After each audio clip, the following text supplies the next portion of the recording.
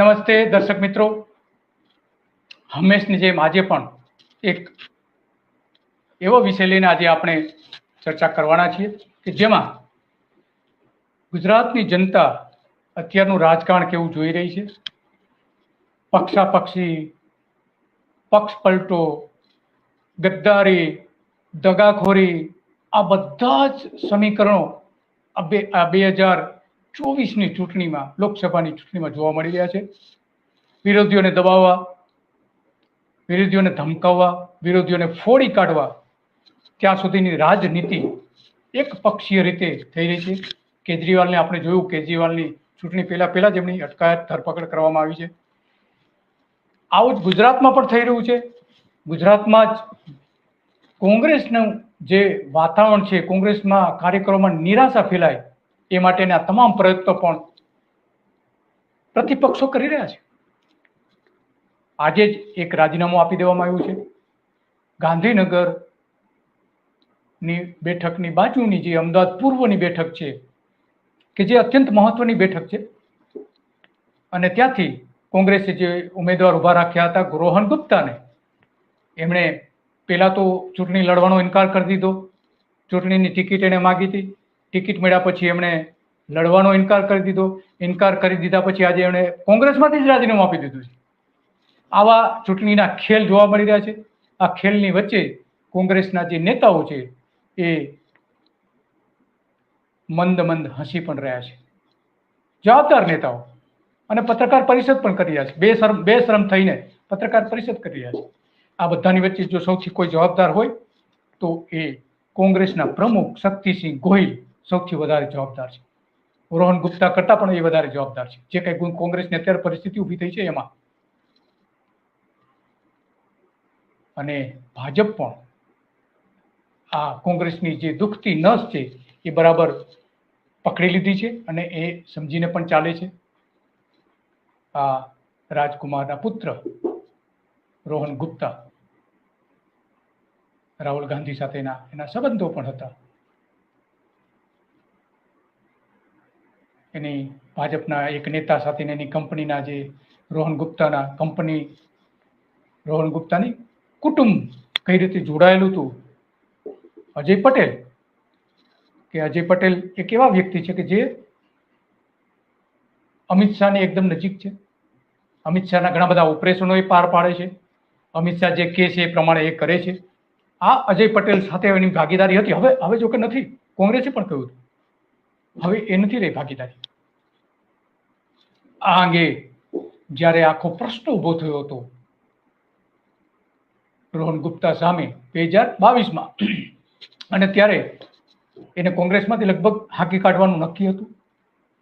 રાષ્ટ્રીય કક્ષાએ એમની સામે જે મીડિયા સેલ હતું, આઈટી સેલ હતું, એ લઈ લેવામાં આવ્યું હતું. પરંતુ આગળ જે પગલાઓ ભરવા જોઈએ એ ભરવામાં આવ્યા નહોતા. અને એટલા માટે હવે કે છે કે મારી સાથે દગો થયો છે. દગો એમની સાથે થયો છે કે કોંગ્રેસને એમણે દગો કર્યો છે. એમણે ફેસબુક ઉપર, ટ્વિટર ઉપર, એક્સ ઉપર એમણે મૂક્યું છે.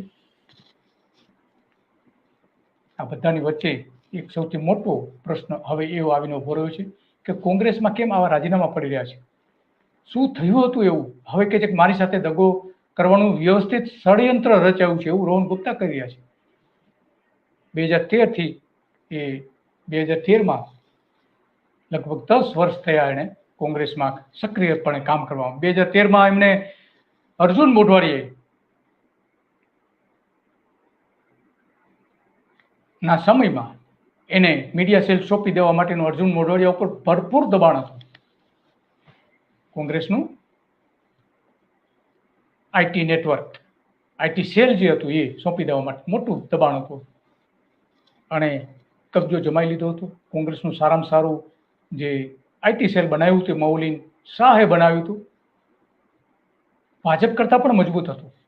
અને એને ખતમ કરી દેવા માટે રોહન ગુપ્તાને જાણે જવાબદારી સોંપી હોય એ રીતે એમને કામગીરીની શરૂઆત કરી હતી. અને આઈટી સેલ જેણે સ્થાપના કરી હતી મૌલિન શાહ સહિત ઘણા બધા એમની સાથે જોડાયેલા લગભગ 30 જેટલા યુવાનો હતા, આઈટી સેલમાં જોડાયેલા હતા અને કોંગ્રેસના કેમ્પેઇનનું કામ કરતા હતા.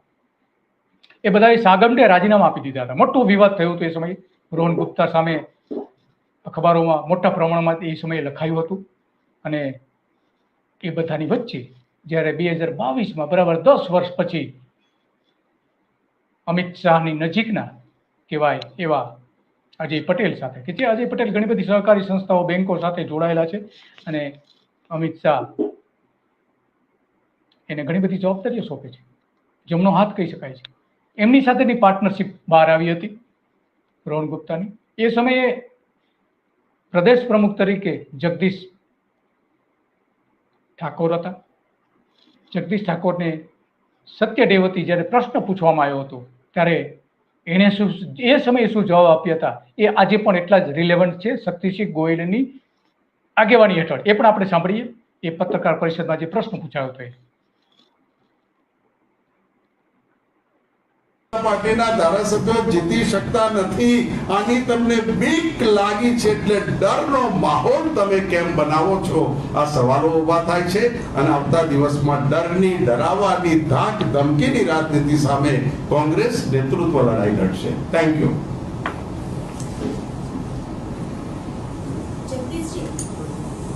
ભાજપ સામે આટલો વિરોધ કરો છો તો પછી અજય પટેલ અને રોહન ગુપ્તા વચ્ચે શું બરોબર છે? તો પાર્ટનર છે ને એકબીજાના. એ વિગતો અમારી પાસે આવી છે અને વિગતો અમે જાણી છે.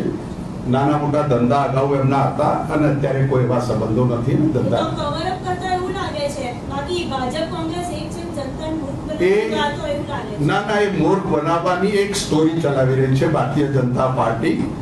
ભારતીય જનતા પાર્ટી મેં તમને કહ્યું ને 70 થી વધારે સીટો જીતી શકતી નથી એટલે ટાર્ગેટ કરે છે એનું તળિયું. ચર્ચા એટલા માટે કે પાર્ટીની ચર્ચા છે, થઈ ગઈ છે, એમના ડોક્યુમેન્ટ જોઈ લીધા છે, એમાં વધારે કંઈ કરવાનું નથી રહેતું. સવાલ એટલા ઉભા થાય છે કે જે લોકો શીર્ષ નેતૃત્વ માટે બેફામ બોલ્યા છે એવા લોકોને ભારતીય જનતા પાર્ટી કેમ લઈ રહી છે? એવા લોકો સિવાય ભારતીય જનતા પાર્ટી કેમ ચાલવાની નથી? એવા લોકોને ભારતીય જનતા પાર્ટી લઈને કયું ગુજરાતની સંસ્કારિકતાની વાત કરવા જઈ રહી છે? મુદ્દાઓ આ છે. મુદ્દાઓ કોઈના ધંધા ક્યારે કેવા હતા એ મુદ્દાઓ નથી.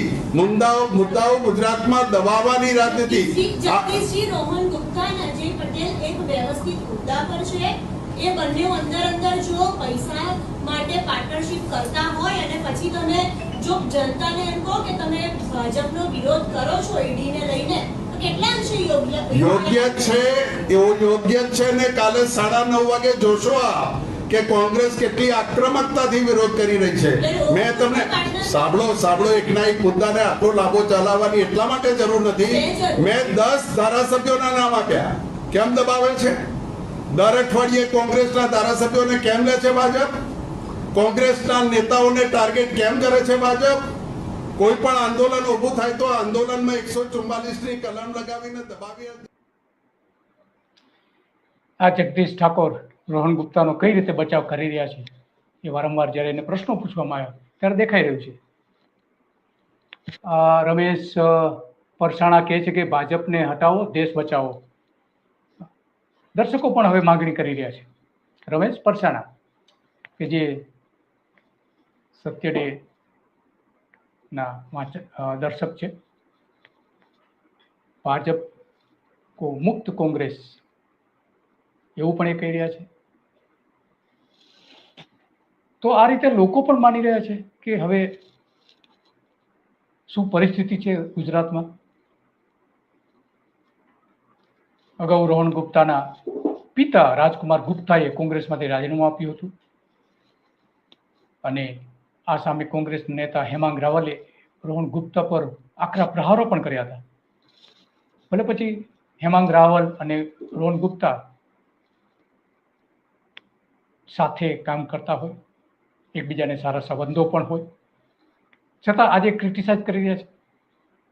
પણ આ બધામાં આ જે આખી જે કસરત થઈ એમાં સૌથી જો કોઈ ગંભીર બાબત હોય તો એ છે કે પ્રદેશ પ્રમુખ શક્તિસિંહ ગોહિલ, કે જેને ગુલામના નામે શક્તિભાઈ ગોહિલ તરીકે પણ લોકો ઓળખે છે, એને બધી જ ખબર હતી કે શું ચાલી રહ્યું છે પાર્ટીમાં, છતાં કેમ ટિકિટ આપી એમણે? ઓછામાં ઓછી 8 બેઠકો એવી છે કે જે શક્તિસિંહ ગોહિલે કોંગ્રેસમાં ખોટી રીતે આપેલ, ખોટા રાજકીય ગણિત સાથે આપી છે. કદાચ એનો ઈરાદો એવો ન હોય, પણ રાજકીય ગણિત ક્યાંય સેટ નથી થતા, ખાસ કરીને સૌરાષ્ટ્રની જે બેઠકો છે એમાં. અને અમદાવાદમાં પણ એ થાપ ખાઈ ગયા. રોહન ગુપ્તા વિશે જે જાણતા હતા તો રોહન ગુપ્તાને ટિકિટ કેમ આપી, એ સૌથી મોટો સવાલ શક્તિ ગોહિલ સામે છે. આપવા પાછળના કારણો શું હતા? જોકે કોંગ્રેસના અંદરના લોકો તો કહે છે કે ગુપ્તાને ટિકિટ આપવા પાછળના ઘણા બધા કારણો હતા.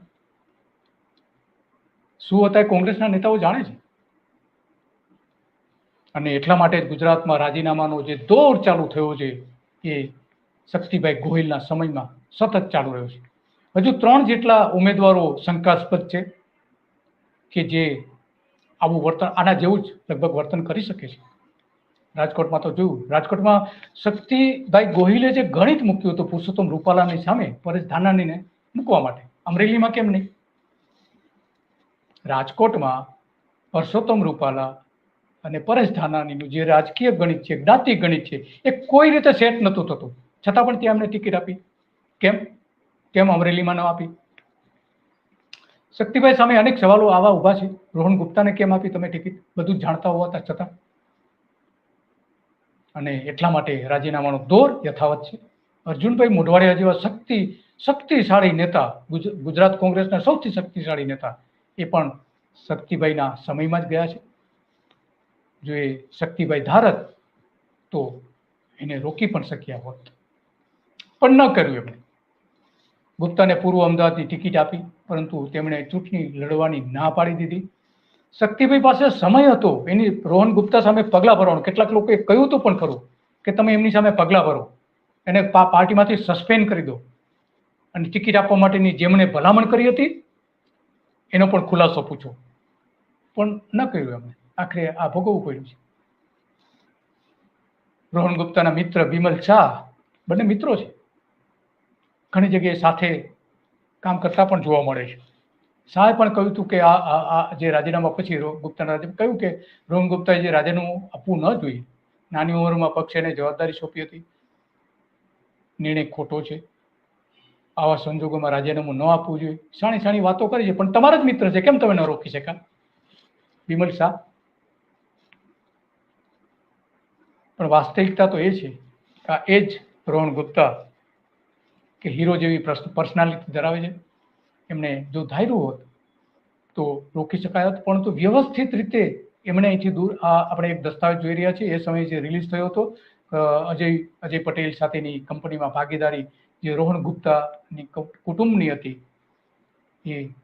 એ સમયે આ દસ્તાવેજ રિલીઝ થયો હતો અને એમાં નામો પણ સ્પષ્ટપણે જણાતા હતા. આટલી ભાગીદારી હતી, કોંગ્રેસ પાસે મજબૂત પુરાવા હતા, છતાં આપણે જોયું કે જગદીશ ઠાકોર એમની તરફેણ કરતા હતા.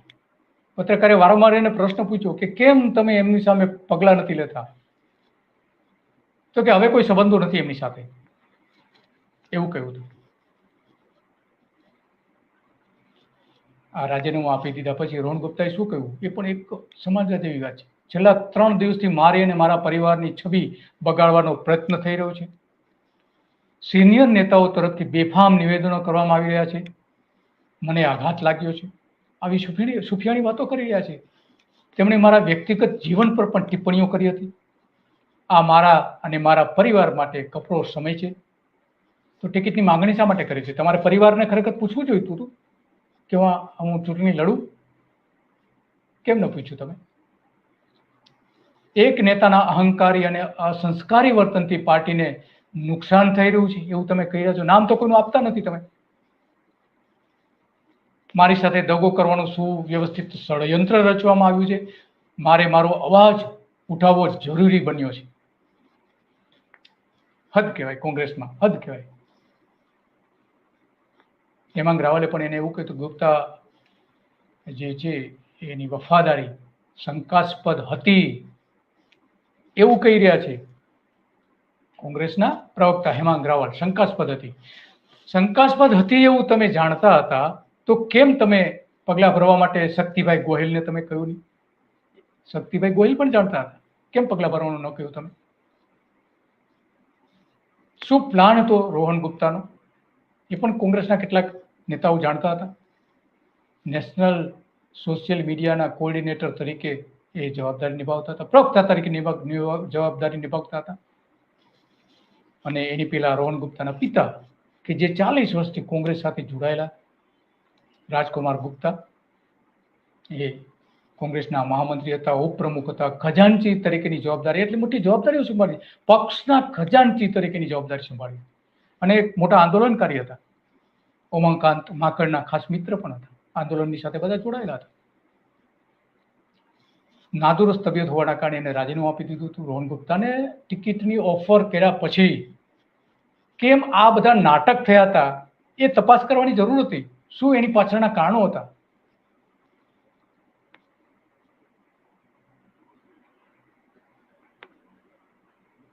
હસમુખ પટેલ સામે ટક્કર થવાની હતી રોહન ગુપ્તાની, અચાનક કેમ પીછેહટ કરી દીધી એમને? શું કારણો હતા અંદરના? માત્ર કૌટુંબિક કારણો ના હોઈ શકે. પિતા બીમાર પડે ને તમે ચૂંટણી યુદ્ધ છોડીને જતા રહો, એવું રાજકારણમાં એવું ન બને.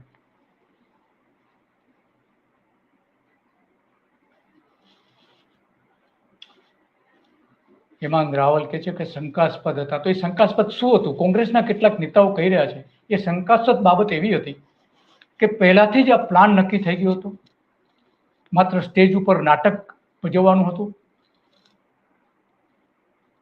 અને મૂળ પ્લાન તો એવું કહેવાય છે કે મૂળ પ્લાન તો રોહન ગુપ્તાનો એવો હતો, એટલે કે ભારતીય જનતા પાર્ટીનો એવો હતો કે જ્યારે એ ફોર્મ ભરવા જાય, છેલ્લા દિવસે ફોર્મ ભરવાનો સમય હોય અને ત્યારે એમણે ફોર્મ પરત ખેંચી લેવું અને કોંગ્રેસ સામે કોઈ હરીફ જ ના રહે ભાજપની સામે, અને પીછેહટ કરે રોહન ગુપ્તા. પરંતુ રાજકુમાર ગુપ્તાએ એનો વાંધો ઉઠાવ્યો હતો, એવું અંદર કહેવાય છે. શું ખરેખર થયું છે હકીકત તો એ લોકો કે ત્યારે જ આપણે ખબર પડે. અને રોહન ગુપ્તાના પિતા એમણે એવું કહ્યું કે તું આ ન કર, આ સુસાઇડ તું કરી રહ્યું છે, આવું ન કરવું જોઈએ, તારે બંને બાજુ પગ તું રાખવાની વાત કરી રહ્યો છે, આવું ન કરવું જોઈએ તારે. અને પછી જે આખું બધું નાટક થયું અને હોસ્પિટલાઇઝ કરવામાં આવ્યા, શું કારણો હતા બીમારીના એ રોહન ગુપ્તાએ જાહેર કરવા જોઈએ જો એ અન્યાયની વાત કરી રહ્યા હોય તો. આની પાછળના ઘણા બધા કારણો કહેવામાં આવે છે. અગાઉ જે નવી કર્ણાવતી ક્લબ અને નવી રાજપથ ક્લબ જે જ્યાં બની રહી છે, કે જ્યાં 20,000 કરોડ રૂપિયાનું SK લાંગાનું જમીન કૌભાંડ થયું હોવાનું એક આખું મોટું પ્રકરણ ઊભું થયું છે. એ જ જમીન ઉપર કોંગ્રેસનો એક પ્લોટ હતો, અહેમદ પટેલે એ પ્લોટ લીધો હોવાનું કહેવાય છે. અને એ પ્લોટ અહેમદ પટેલે રોહન ગુપ્તા અને એના કેટલાક કુટુંબીજનોના નામ સાથે લીધો હતો અને રોકાણ બંનેનું હતું એવું કહેવાય છે. એના કોઈ પુરાવા નથી, પણ સંજોગો મળી રહ્યા છે. કારણ કે ફેઝલ જે છે, અહેમદ પટેલના પુત્ર ફેઝલ, એ રોહન ગુપ્તાને મળવા ગયા હતા. વારંવાર એને મળીને વિનંતી કરી કે મારા પિતાની આ મિલકત હતી, તમે એના પૈસા, એ પ્લોટ મને પરત આપી દો. પરંતુ પછી કંઈ થયું નહોતું. પ્રિયંકા ગાંધીએ પણ એમાં મધ્યસ્થી કરવાનો પ્રયત્ન કર્યો હતો અને રોહનને સમજાવવાનો પ્રયત્ન કર્યો હોવાનું પણ અંદરના કેટલાક લોકો માની રહ્યા છે. અને કેટલાક નેતાઓ સમક્ષ એમણે એવી ચીમકી પણ આપી હતી કે એ આજે કોંગ્રેસના પૈસા છે, કોંગ્રેસના પૈસે ખરીદેલી પ્રોપર્ટી છે, પરત આપી દો. આખું મોટું પ્રકરણ એ સમયે થયું હતું. અને એક ટીવી ચેનલમાં એ દોડી પણ ગયા હતા રોહન ગુપ્તા, અને જે સમાચારો ચાલી રહ્યા હતા એને અટકાવવાનો એને પ્રયત્ન પણ કર્યો હતો. આ બધાની વચ્ચે સૌથી મોટી તો વાત એ છે કે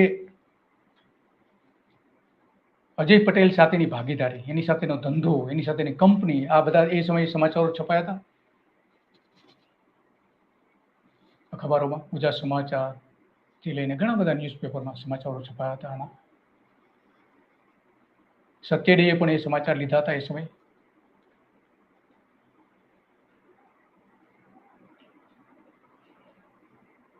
આ જે આખી વાત હતી એમાં તપાસ કરવાની જવાબદારી ભરત સોલંકીને સોંપવામાં આવી હતી દિલ્હીથી, કે આ પ્લોટની શું હકીકત છે એની તપાસ કરીને અમને કહો. પરંતુ સોંપી તો ખરી સોલંકીને. આપણે જાણીએ છીએ કે સોલંકીને તપાસ સોંપવામાં આવે એના શું પરિણામ આવે, એવા જ પરિણામો આવ્યા. પછી શક્તિસિંહ ગોહિલને તપાસની જવાબદારી સોંપી હતી. એ તપાસમાં શું થયું આજ સુધી કોઈને ખબર નથી. નથી શક્તિસિંહ ગોહિલે જાહેર કર્યું, નથી રોહન ગુપ્તાએ જાહેર કર્યું, નથી ભરત સોલંકીએ જાહેર કર્યું, કે નથી સેન્ટ્રલની લીડરશીપે જાહેર કર્યું. અને કેસી વેણુગોપાલ સાથે જે કંઈ તપાસ કરી એનું શું થયું? હવે તો જવાબ આપો. રોહન ગુપ્તા તો ગયા, હવે તો તમારે કોઈ સંબંધો નથી, રાજકીય સંબંધો નથી રહ્યા. હવે શક્તિભાઈએ જાહેર કરવું જોઈએ કે પ્લોટની હકીકત શું હતી, શું તમે તપાસ કરી હતી, શું ભરતસિંહ સોલંકીએ તપાસ કરી હતી, અને દિલ્હીને તમે શું રિપોર્ટ આપ્યો હતો. પરંતુ આ બધા પ્લોટના પ્રકરણમાં ભાગીદારો વધી ગયા હતા, કંપનીના પ્રકરણમાં ભાગીદારો વધી ગયા હતા. અને વધારે ભાગીદારો શા માટે વધતા હોય છે એ બધા આપણે જાણીએ છીએ. ડબલ ગેમ રમવામાં આવી રહી હતી.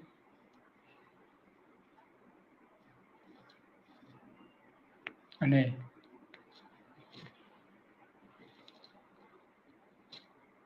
રોહન ગુપ્તાએ એવું પણ કહ્યું કે લેફ્ટિસ્ટ માઇન્ડ ધરાવતા અને સનાતન ધર્મનો વિરોધ કરતા એક નેતા મને પરેશાન કરે છે, હેરેસમેન્ટ કરે છે. આવી વાત એને કરી. તો એ કોણ? લેફ્ટિસ્ટ માઇન્ડ અને સનાતન ધર્મનો વિરોધ કરતા એવા કોણ? આ વાક્ય એટલું જબરજસ્ત છે કે આ વાક્ય બતાવે છે કે રોહન ગુપ્તા નજીકના ભવિષ્યમાં ભાજપમાં જોડાશે. એના વગર આ નિવેદન ન કરે. અને આ નિવેદન આ જે કેટેગરીમાં બેસે છે, જયરામ રમેશ બેસે છે, અને રાહુલ ગાંધીના એકદમ નજીકના વ્યક્તિ છે જયરામ રમેશ.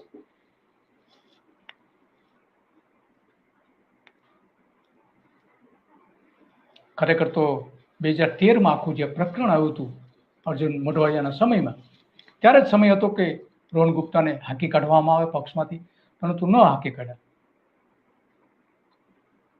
એમણે બચાવી લેવામાં આવ્યા હતા. એમના કેટલાક મિત્રો આજે પણ છે કોંગ્રેસમાં.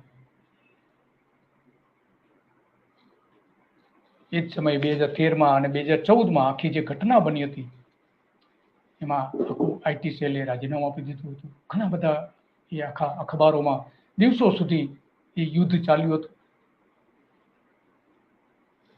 2013થી કોંગ્રેસનો આઈટી સેલ ખતમ કરવા માટે તેનો ઉપયોગ ભાજપના નેતાઓએ કર્યો હતો. 2014માં મોટી હાર પછી અર્જુન મોઢવાડિયા પણ ઘણા દિવસો સુધી ડિપ્રેશનમાં પણ જતા રહ્યા હતા. સુન મુન બેસી રહેતા હતા. ઘણા બધા લોકોએ એને જોયા છે સુનન બેસી રહેતા હતા. કારણ કે એ જાણતા હતા કે આ આઈટી સેલ જે કામ કરતું હતું એમાં અહેમદ પટેલ, નરહરી અમીન એને મદદ કરી રહ્યા હતા રોહન ગુપ્તાને. મોહન ગુપ્તાને મૂળ જે લાવનાર અને મોટી જવાબદારી સોંપનાર નરહરી અમીન એ હતા. અને અહેમદ પટેલ સાથેના પછી એના સારા સંબંધો વિકસાવ્યા હતા. અને અહેમદ પટેલે ઘણા બધાને ભલામણ કરી હતી કે આ છોકરો સારો છે, આગળ આવી શકે એમ છે, એનું ધ્યાન રાખજો. આ બે નેતાઓના પીઠબળના કારણે આ રોહન ગુપ્તા આગળ આવ્યા હતા. અને આજે એ જ નેતાઓ, એક નેતા તો કોંગ્રેસમાં જતા રહ્યા છે અને એક નેતા મરહૂમ થઈ ગયા છે. આ સમયે જે રાજીનામું આપતા પહેલા ઉમેદવારી પાછી ખેંચી ત્યારે રોહન ગુપ્તાએ શું કહ્યું હતું એ આપણે સાંભળીએ. ખોટા આક્ષેપો થાય, ચૂપ કેમ રહ્યા? કારણ કે જે વ્યક્તિની અંદરમાં ટ્રેન થયા હતા એમને કીધું હતું કે પાર્ટી ફર્સ્ટ. પણ આજે હું તમારી સમક્ષ એટલે જ આવ્યો છું કે જે ગઈકાલ રાત્રે અમુક મેં કમેન્ટ્સ જોઈ. પહેલાં તો હું એમ કહું કે આ ટિકિટ મેં કેમ લીધી, શાના માટે મેં લીધી? જ્યારે પાર્ટીનો આદેશ થયો કે ના રોહન તારે લડવાનું છે, મારા પિતા એ માટે ઓકે નહોતા. એ 20 વર્ષ પહેલાં લડેલા હતા. એમના જે અનુભવો હશે ક્યાંક ને ક્યાંક એક પુત્ર તરીકે એમને એક હતું કે એમની જોડે જે અનુભવો છે એમની જોડે રિપીટ થશે. એમને હું કન્વિન્સ કરવાનો પૂરો ટ્રાય કર્યો. પાર્ટીએ જ્યારે મને આદેશ આપ્યો કે ના રોહન લડવાનું છે, મેં એને સ્વેચ્છાએ સ્વીકાર્યો. અને જે મારી જોડે સાથીઓ જોડાયેલા, મારી ટીમના હર્ષભાઈ હોય ને તમામ લોકો, એ જ દિવસથી લાગી ગયા 100 માણસની ટીમ ઊભી કરી. મધ્યસ્થ કાર્યાલયના ઓપનિંગની તારીખ 23 નક્કી કરી. ગઈકાલે હિંમતસિંહ ભાઈને ત્યાં બેસીને બાપુનગરનું સંમેલન 20 તારીખનું અમે નક્કી કર્યું. ડોર ટુ ડોરનો રૂટ અમે નક્કી કર્યો. બધી જ વસ્તુ જે વ્યવસ્થા કરવાની હોય, ખાવાની હોય, મંડપની હોય, આ એક અઠવાડિયામાં હું ઘણા સાથીઓને મળ્યો પણ નહીં. કીધું મને ટાઈમ મળ્યો છે, મને વ્યવસ્થા. આ વખતે એવી ચૂંટણી લડીને બતાવી હતી કે એક મેસેજ જાય કે આખા દેશમાં મેં ઇલેક્શન મેનેજમેન્ટનું કામ કર્યું, કઈ રીતે ચૂંટણી લડાય અને અમદાવાદથી મારું ભવિષ્ય છે. મને ખબર છે કે બધી જ મેં કામગીરી કરી હોય. જ્યાં સુધી ઇલેક્ટ્રોલ પોલિટિક્સમાં એક વખતે ઈમાનદારીથી પ્રયાસ નહીં કરીએ. અમદાવાદના કાર્યક્રમમાં હિંમતસિંહભાઈએ નવી બોડી કરી ત્યારથી એક જુસ્સો હતો અને સારી રીતે ઇલેક્શન, મને ખબર છે, સૌ જાણે છે કે ટફ સીટ છે. એટલે એ ટફ સીટમાં ઉતરવાનું કામ એ જ હતું કે કાર્યકર તરીકે લડીને એક મેસેજ જાય અને અમદાવાદથી સારી શરૂઆત થાય તો એની આખા ગુજરાતમાં એની અસર થાય. એટલે પહેલી વાત તો આ જ કારણથી ટિકિટ સ્વીકારીને એની પાછળ હું લાગી ગયો હતો. જ્યારે ગઈકાલની હું વાત કરું, આપણે 4 દિવસથી લગભગ 16 તારીખથી મારા ફાધર એડમિટ છે આઈસીયુમાં. ઘણી બધી ચર્ચા થઈ કે એક પિતા તરીકે એમનો ડર હતો, દર 15 મિનિટે એમને એન્ઝાઇટી એટેક આવતા કે બીપી વધી જાય. ઘણા બધા મારા સાથીઓ બધા જ, હિંમતસિંહભાઈ, શૈલેષભાઈ, વિમલભાઈ, પંકજભાઈ, બધા જ સાથીઓ મારી સમક્ષ, શક્તિસિંહભાઈ, બધાએ બનતો પ્રયત્ન કર્યો. એક ફાધર એક ઇમોશનલ વ્યક્તિ હોય છે, એમને મળવા આવ્યા ત્યારે પણ એમણે કીધું કે ના, મને ડર લાગે છે, હું કાલે મારા પુત્ર જોડે કંઈક ખોટું થાય. મેં ત્યારે પણ કીધું કે નહીં પપ્પા, આપણે કરશું અને પાર્ટીના સૈનિક તરીકે કામ કરશું. ગઈકાલે જ્યારે મને મેસેજ મળ્યા કે એમણે રાજીનામું આપ્યું, ત્યારે હિંમતસિંહભાઈ જોડે એક સભામાં હતો, મને શૈલેષભાઈનો ફોન આવ્યો. તરત મેં એમને ફોન કર્યો અને થોડુંક મારે વધારે સાહેબ બોલવાનું થઈ ગયું. પપ્પા, મને પ્લીઝ લડવા દો, મારી ઇજ્જતનો સવાલ છે અને પાર્ટીએ કર્યું છે, પ્લીઝ તમે મારું આ ડિસિઝન મને લેવા દો, આ મારો નિર્ણય છે, પ્લીઝ મને કરો. ત્યારે જોરથી શાઉટ કર્યું અને ત્યાં એ અનકોન્શિયસ થઈ ગયા. તરત મિટિંગમાંથી ભાગ્યો, આઈસીયુમાંથી લઈને એમનું અહીંયા આવ્યો. જ્યારે હું અહીંયા લઈને આવ્યો ત્યારે એમની એક જ કન્ડિશન હતી, મારા બધા લોકો સામે 2 મિનિટ અનકોન્શિયસ થતા હતા, ઇન્જેક્શન લેવાની ના પડી કે પહેલા તું રાઇટિંગમાં ગમે તે તું કરે. આરોગ્યની શું પરિસ્થિતિ ઊભી થઈ એની વાત કરી રહ્યા છે અને એ કરવા પાછળના એના કારણો પણ એ આપે છે કે શું થયું હતું. પરંતુ એક વાત એવી આવે છે, પક્ષના કેટલાક લોકો જે કહી રહ્યા છે કે આના સંદર્ભમાં અગાઉ અમિત શાહના ઘરે, દિલ્હીમાં અમિત શાહના ઘરે જતા પણ કેટલાક લોકોએ જોયા હતા રોહન ગુપ્તાને. અને આ વખતે પણ એવું કહેવાય છે કે કૌશિક જૈન જે ધારાસભ્ય છે અમદાવાદના, એમણે અમિત શાહ સાથે મીટિંગ કરાવી હતી અને આખો પ્લાન બનાવ્યો હતો કે કઈ રીતે તમારે પીછેહટ કરવી. પરંતુ એમના પિતાએ કેટલાક વાંધાઓ ઉઠાવ્યા અને પીછેહટ જે પાછળથી પીછેહટ કરવાની હતી એ આગળથી કરવી પડી. કારણ કે રાજકુમાર ગુપ્તા એવું કરવા દેવા નતા માંગતા.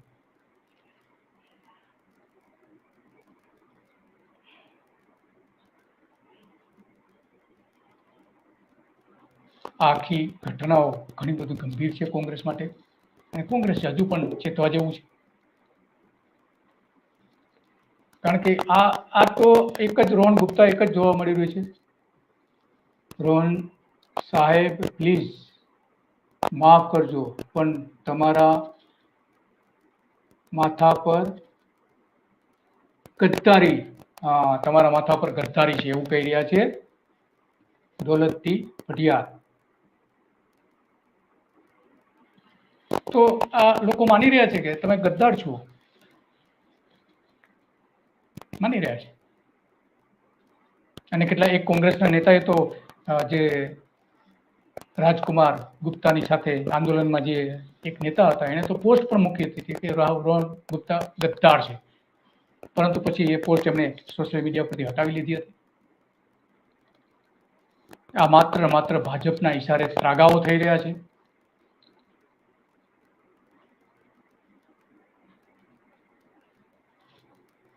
અને એમાં આ બધામાં શક્તિસિંહની નબળાઈ બહાર આવી છે.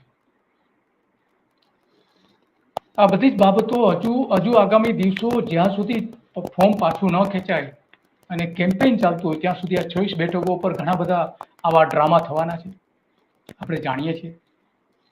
કારણ કે હમણાં જે રીતે બોન્ડ્સનો જે ઇસ્યુ બહાર આવ્યો છે એ બોન્ડ્સમાં પણ ભારતીય જનતા પાર્ટીને 13,000 કરોડથી વધારે ફંડ મળ્યું છે. એ ફંડનો કેવી રીતે ઉપયોગ કરવો એ આ નેતાઓ સારી રીતે જાણે છે. કદાચ આ બધામાં પણ એનો ઉપયોગ થઈ રહ્યો એવું પણ બની શકે છે. અને એટલા માટે કોંગ્રેસના નેતાઓએ આજે સમજવાની જરૂર છે.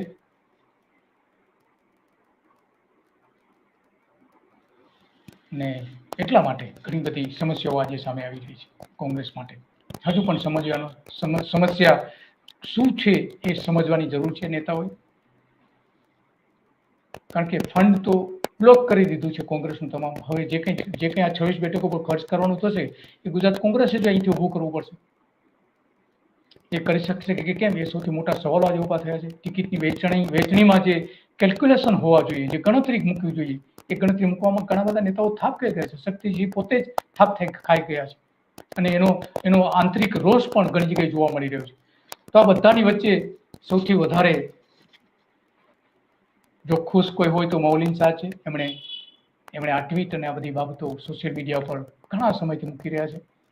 કારણ કે મૌલિન શાહની સોશિયલ મીડિયા જે હતું કોંગ્રેસનું આઈટી સેલ, એ સૌથી મજબૂત હતું, ભાજપ કરતાં પણ મજબૂત હતું. એમાંથી આ રોહન ગુપ્તા એ બધાને કઢાયા હતા. રાજીનામા આપવાની બધાને ફરજ પડી હતી અને ત્યારથી આ લડાઈ ચાલુ થઈ હતી અને હવે એ લડતનો અંત આ ચૂંટણીમાં આવ્યો છે. લાંબા સમય પછી 10 વર્ષ સુધી આ લડાઈ ચાલી હતી, નેતાઓ વચ્ચેની લડાઈ, રોહન ગુપ્તા સામેની લડાઈ આજે પૂરી થઈ છે. હવે પછી એ ઘણી બધી ઘટનાઓ આપણે જોવાની છે થોડા દિવસોમાં. આ તો હજુ શરૂઆત કહી શકાય એ પ્રકારનું છે. તો આવી ભવિષ્યમાં કેવી ઘટનાઓ બની શકે છે, શું બની શકે, એની આપણે ચર્ચા કરતા રહીશું. આવતીકાલે પણ આવો જ કોઈક મુદ્દાઓ પર આપણે ચર્ચા કરીશું. આજે અહીંયા આપણે વિરામ લઈએ અને આવતીકાલે 5 વાગે ફરીથી આપણે આ જ સમય મળીશું. નમસ્તે.